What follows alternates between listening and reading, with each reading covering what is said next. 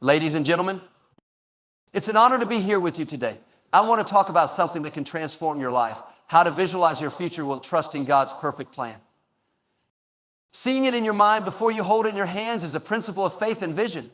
Everything significant that exists in our world today, whether a towering skyscraper, a groundbreaking invention, or a life-changing movement, first began as an idea, a thought, a vision in someone's mind. Your future operates the same way. If you can see it internally, believe in it, and nurture it, you can manifest it externally. The truth is, God has placed dreams inside each of us. Those dreams are not random or insignificant. They are planted for a purpose. When you take time to visualize your future, you're not just daydreaming. You're aligning your mind and spirit with the destiny God has already written for you.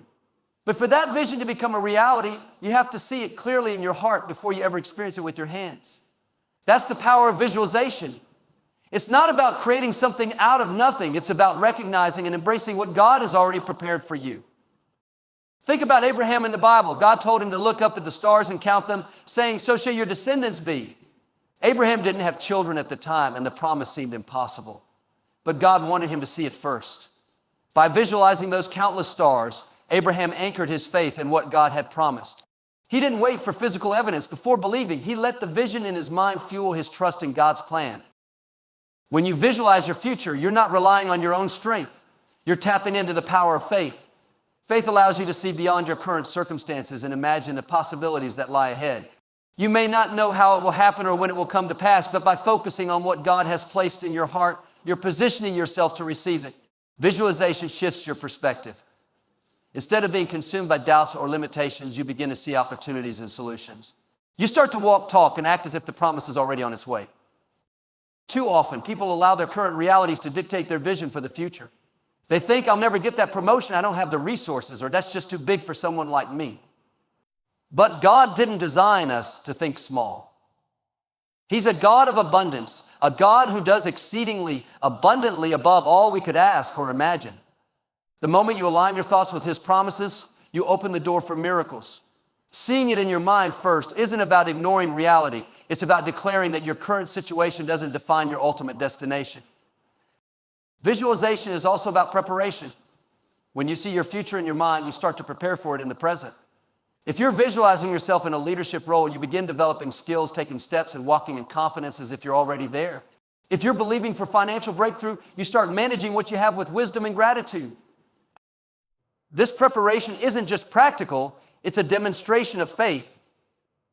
It's saying, "God, I trust you so much that I'm getting ready for the blessings you've promised." Sometimes your vision will be challenged. Doubt will creep in and obstacles will try to cloud your focus. But remember, the size of the opposition is often an indication of the size of the blessing. Don't let temporary setbacks discourage you. Keep that picture in your mind. Speak life over it. Surround yourself with people who will encourage and uplift you. The enemy knows that if he can steal your vision, he can limit your future. That's why it's so important to guard your mind and keep your focus on what God has shown you. Visualization isn't just about seeing what you want. It's about seeing yourself through God's eyes. He doesn't see your mistakes, your shortcomings, or your limitations. He sees the masterpiece He created. He sees your potential, your strength, and the incredible things you're capable of accomplishing with His help. When you align your vision with God's perspective, it changes everything. You stop seeing yourself as unworthy or incapable, and you start seeing yourself as chosen, equipped, and empowered. It's also important to remember that visualization requires action. Seeing it in your mind is the first step, but faith without works is dead.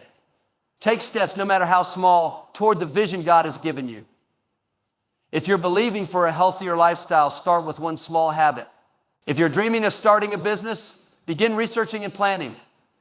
Every step you take in faith brings you closer to holding that vision in your hands. God has already equipped you with everything you need to fulfill the dreams He's placed in your heart. The question is, can you see it? Can you see yourself living in that abundant place, thriving in your purpose and walking in the blessings He's prepared for you? When you hold that vision in your heart and nurture it with faith and action, nothing is impossible.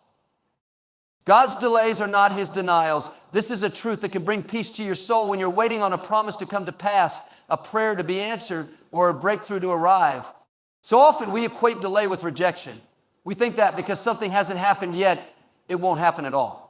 But God doesn't operate on our timelines, and His perspective is infinitely greater than ours. What we see is a delay. He sees as preparation. What we interpret as silence, He uses as an opportunity to strengthen our faith. Throughout the Bible, there are countless examples of people who've had to wait for God's promises to unfold. Take Joseph, for instance. He received a vision as a young man that he would one day be in a position of great influence with others bowing before him. But instead of stepping immediately into that promise, Joseph faced years of hardship. He was sold into slavery by his brothers, falsely accused and thrown into prison. From the outside looking in, it might have seemed as though God had forgotten him. But every delay Joseph experienced was part of God's divine plan. Each challenge prepared him for the responsibility of leadership. When the time was right, Joseph's dream became a reality, and he was elevated to a position where he could save countless lives. The same principle applies to us. When God gives us a promise, he doesn't always fulfill it right away. There's often a process we must go through before we're ready to receive what he has prepared for us. During these times of waiting, it's easy to become discouraged, to wonder if we heard him correctly, or to question whether he's still working on our behalf. But those moments of doubt are opportunities to deepen our trust in him. God's timing is perfect, even when it doesn't align with ours. He sees the bigger picture. He knows what lies ahead and what's best for us. Sometimes the very thing we're waiting for could harm us if we receive it too soon. Imagine giving a child the keys to a car before they've learned to drive. It's not that you don't want them to have the car.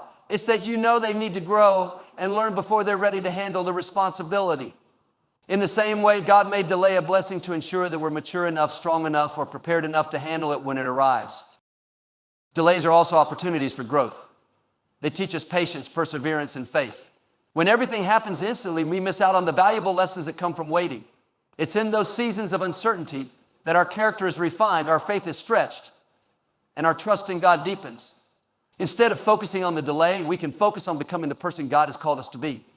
We can use the time to grow spiritually, develop our skills, and prepare for the blessings to come. Think about David. He was anointed as king when he was still a young shepherd boy.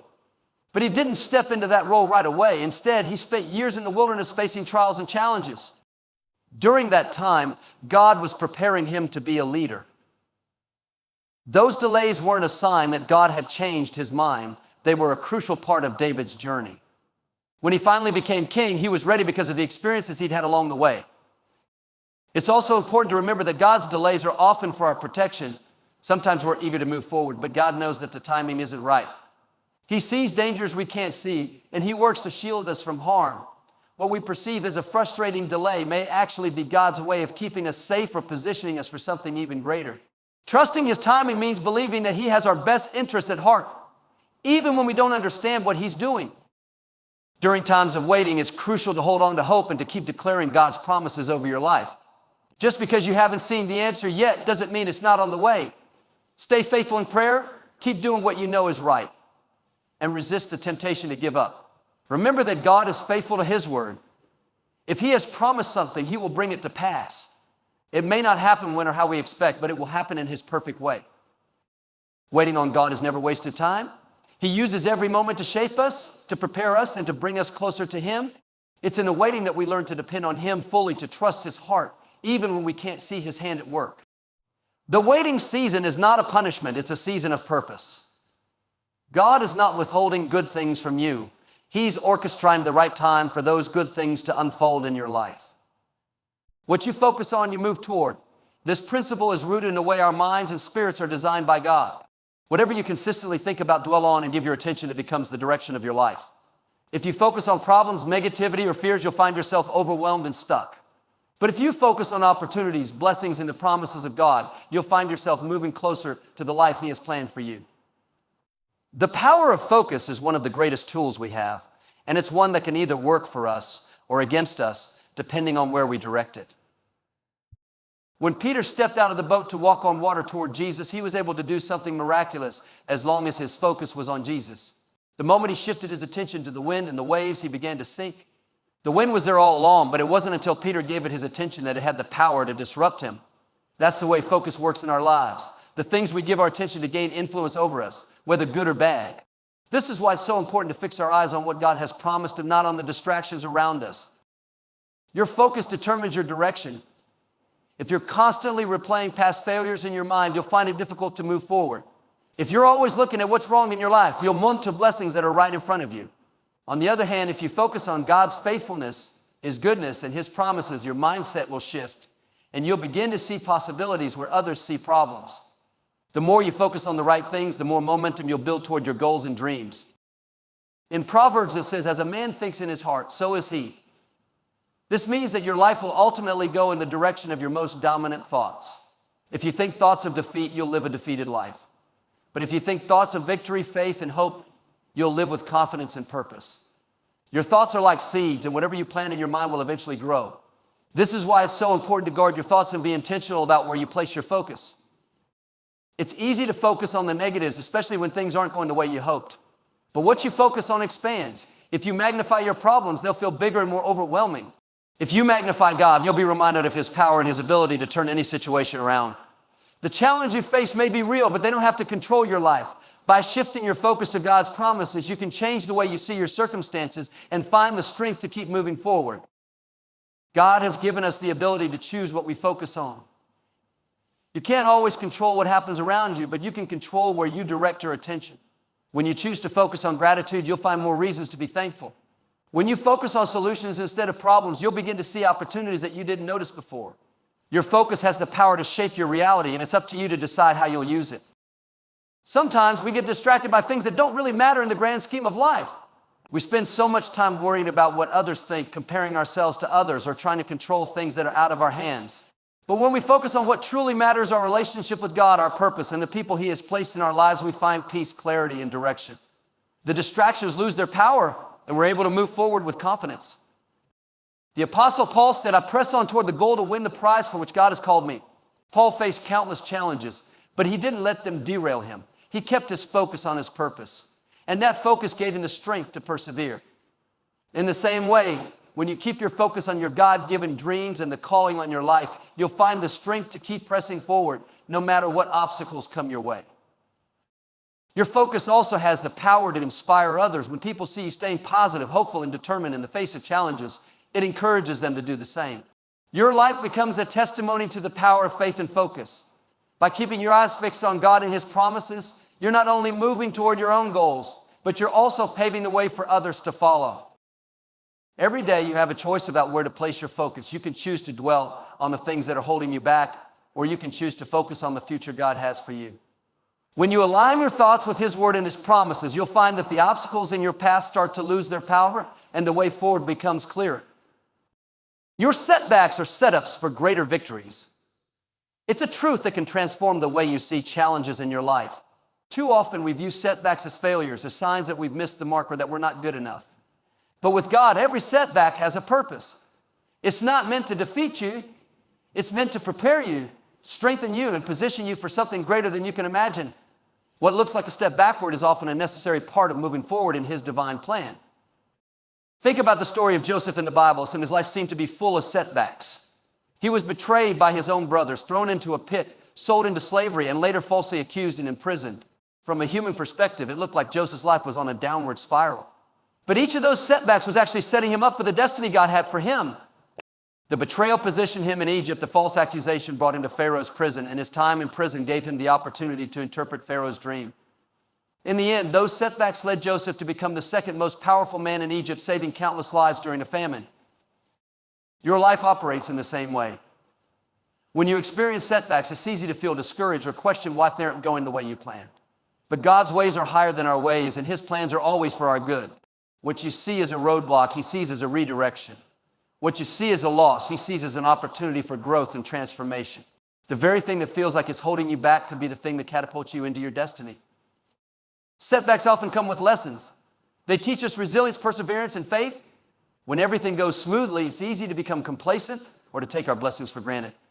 But when we face challenges, we're reminded of our dependence on God. It's in those moments of struggle that our character is refined and our faith is strengthened. Setbacks have a way of stripping away our self-reliance and drawing us closer to Him. They remind us that our strength comes not from our own abilities, but from His power working in and through us. Think about David. Before he became king, he faced countless setbacks. He was anointed as a young boy, but spent years on the run from King Saul, hiding in caves and facing constant danger. It would have been easy for David to give up, to believe that the promise God had given him would never come to pass. But each of those setbacks prepared him for the throne. They taught him how to trust God, how to lead with humility, and how to rely on God's strength rather than his own. By the time David became king, he was ready because of the lessons he had learned through his setbacks. One of the most powerful things about setbacks is that they don't have the final say. When God is involved, no setback is permanent. What the enemy means for harm, God can turn into good. The very thing that was meant to destroy you can become the thing that elevates you. This is why it's so important not to give up in the middle of a setback. You may not see the bigger picture, but God does, and He's working behind the scenes to bring everything together for your good. Sometimes setbacks are opportunities in disguise. They force us to slow down, to reevaluate our priorities, and to seek God's guidance. They remind us that our plans are not always His plans and that His timing is perfect. What feels like a delay is often His way of preparing us for something better. It's during these times of waiting and uncertainty that our faith is stretched. And we're reminded that His grace is sufficient for every season. The Apostle Paul faced numerous setbacks in his ministry. He was imprisoned, beaten, and shipwrecked, yet he never lost sight of his purpose. In fact, some of his greatest contributions to the faith came during his setbacks. While in prison, Paul wrote letters that continue to inspire and encourage millions of believers around the world. His setbacks became a platform for God to work in ways that Paul could never have imagined. Your story is no different. The setbacks you're facing today are not the end of the road. They're part of the journey. They're shaping you, preparing you, and positioning you for the victories ahead. God knows exactly what He's doing, and He's using every challenge to refine you and bring you closer to your purpose. When you trust Him in the midst of your setbacks, you're setting the stage for Him to do something extraordinary in your life. It's important to shift your perspective when it comes to setbacks. Instead of seeing them as obstacles, begin to see them as opportunities. Opportunities to grow, to learn, and to deepen your faith. Every setback carries the potential for a comeback, but it requires a mindset that looks beyond the immediate circumstances and focuses on God's promises. The key is to keep moving forward, even when it feels like you're taking steps backward. Faith is believing in the unseen, walking boldly with hope even when the evidence around you seems to say otherwise. It's easy to have faith when everything is going smoothly, when the path is clear, and when the blessings are already visible in your life. But true faith is tested and proven in those moments when you can't yet see the outcome, when the promise feels far away, and when the circumstances seem to contradict what you're believing for. Faith requires you to trust in God's word, His character, and His timing, even when you can't see how things will work out. The Bible defines faith as the substance of things hoped for, the evidence of things not seen. This means that faith is more than just a hopeful feeling. It's a conviction, a deep-seated belief that what God has promised will come to pass, even if it hasn't happened yet. Faith allows you to see with your spirit what your eyes cannot yet see. It gives you the courage to keep moving forward, trusting that God is working behind the scenes to bring His plans to fruition. Abraham is often called the father of faith because of the way he trusted God's promises. When God told him that he would become the father of many nations, Abraham believed, even though he and his wife, Sarah, were well beyond the age of having children. For years, there was no physical evidence to support the promise, yet Abraham held on to his faith. He didn't know how or when God would fulfill His word, but he trusted that God was faithful. In the end, Abraham's faith was rewarded, and the promise came to pass in God's perfect timing. Faith is about stepping out, even when you don't have all the answers. When God called Peter to step out of the boat and walk on water, Peter didn't know how it would work. All he knew was that Jesus had called him, and that was enough. It wasn't until Peter took that first step of faith that he experienced the miraculous. The same is true in our lives. Sometimes we're waiting for all the details to fall into place before we move forward, but faith doesn't work that way. Faith requires action. It requires trusting God enough to take the first step, even when you don't see the whole path. Faith also involves hope, and hope is a powerful thing. Hope keeps you going when circumstances are tough. It gives you the strength to endure, to keep believing, and to keep pressing forward. Hope is what allows you to hold on to the promises of God, even when it feels like they're delayed. It reminds you that God's plans for you are good and that His timing is perfect. Hope anchors your soul, keeping you steady in the midst of uncertainty. One of the challenges of walking by faith is resisting the temptation to rely solely on what you can see. The world teaches us to base our decisions on tangible evidence, on what we can measure and control.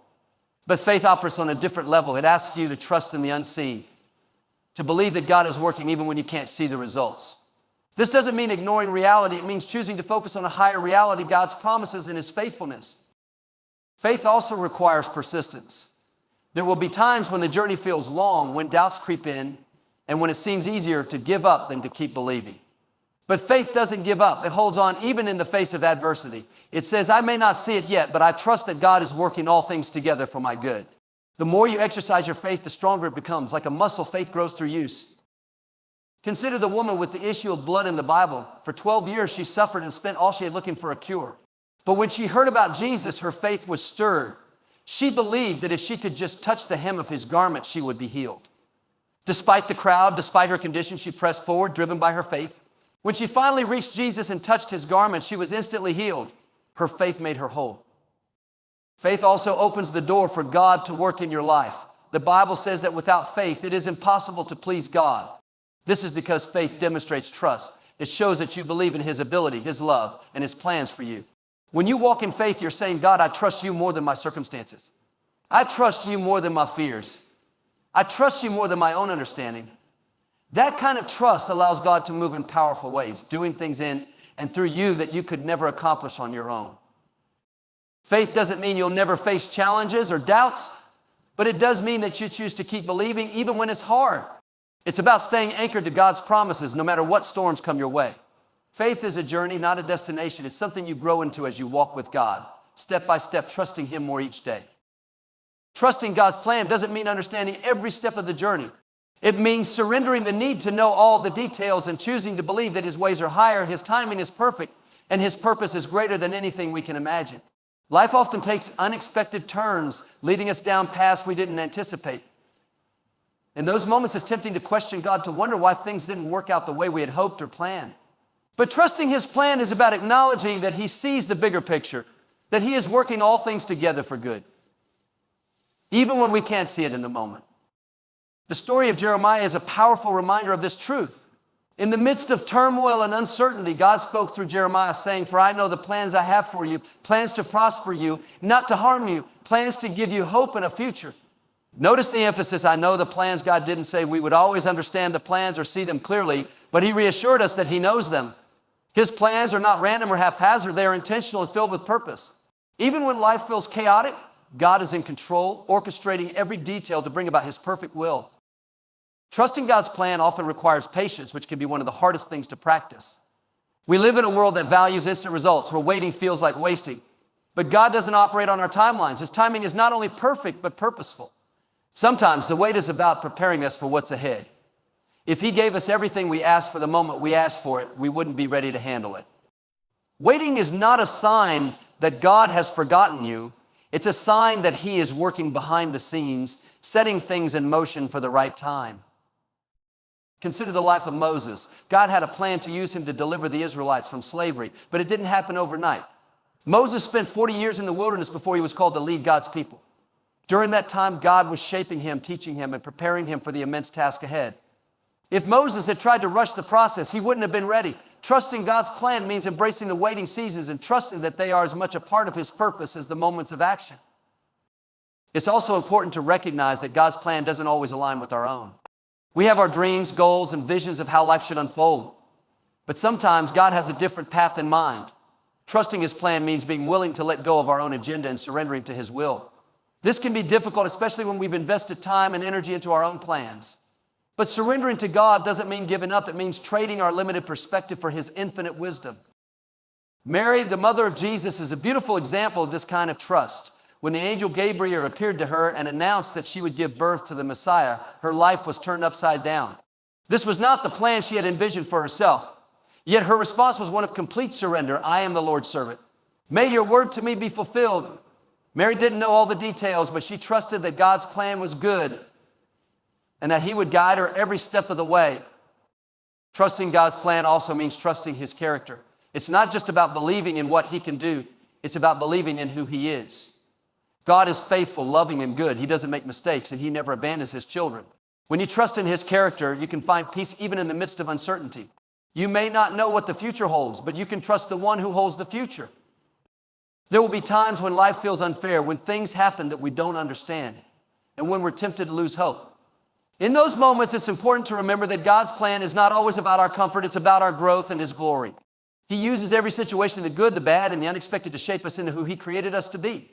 Trusting his plan means believing that even the painful moments have a purpose and that he is using them to refine us and draw us closer to him. The story of Joseph is a powerful reminder of this truth. When his brothers sold him into slavery, it seemed like his life was falling apart. But God had a plan. Every trial Joseph faced was part of the process that led him to a position of influence, and authority, where he could save his family and countless others. What his brothers meant for harm, God used for good. Trusting God's plan means believing that he can take even the most difficult situations and turn them into something beautiful. Faith in God's plan also requires action. Trust is not passive, it's active. It's about taking steps forward, even when the path isn't clear, and believing that God will guide you as you go. It's about obeying his word, following his leading, and staying faithful in the small things, knowing that he is preparing you for the greater things to come. When you trust his plan, you don't have to have all the answers. You just have to take the next step, trusting that he will provide for every step after that. In closing, remember that God has a perfect plan for your life, even when the path seems uncertain or the challenges feel overwhelming. Trust him with unwavering faith, focus on his promise, and keep moving forward, knowing that every step, every setback, and every moment is part of his divine purpose. When you surrender to his timing and believe in his goodness, he will lead you into a future far greater than anything you could have imagined. Stay faithful, stay hopeful, and keep trusting that God's plan for you is always for your ultimate good.